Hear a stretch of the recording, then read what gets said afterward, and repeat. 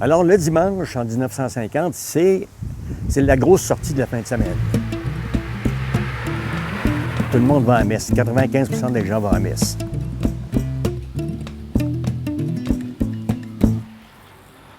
Étant donné qu'il n'y a pas de stationnement à l'église derrière, comme aujourd'hui, c'est des champs.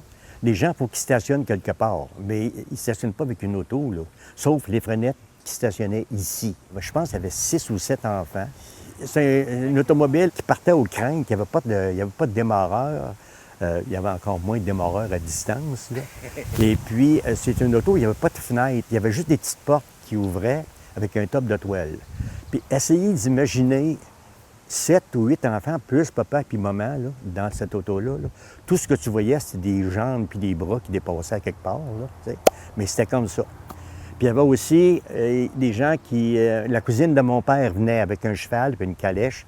Elle, il s'installait ici en arrière. Alors, il y avait aussi, chez les Baudry, des gens qui venaient dételer là. Entre autres, il y avait le père Jules Pépin du 2e rang. Il entrait ici. Lui, je ne sais pas le décrire, c'est un vieux monsieur avec une grande barbe. Il y avait une voiture avec genre de petite calèche, voiture à 4 grandes roues, un petit siège pour 2 personnes. Puis lui, il s'endormait en descendant. Et puis, il avait toujours le pied gauche à l'extérieur qui pendait.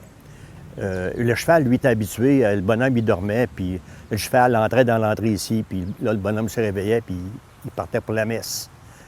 C'est le même que ça se passait. Puis c'était le même partout, là, autour d'église, chez tous les habitants. Il y avait quelqu'un qui demandait une permission pour garer le cheval, etc., etc., etc.